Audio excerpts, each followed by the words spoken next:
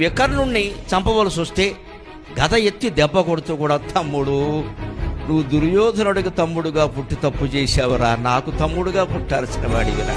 ద్రౌపది వస్త్రాపహరణం జరుగుతుంటే భీష్ముడు నోరు మెదపలేదు, ద్రోణుడు మెదపలేదు, కృపాచార్యులు మెదపలేదు, నా సాటివాడు అశ్వత్థామ నోరు మెదపలేదు. నువ్వు లేచిది అన్యాయమని ఖండించావురా, నీకు నమస్కారం చేస్తున్నాను తమ్ముడు అన్నాడు దుర్యోధనుడు.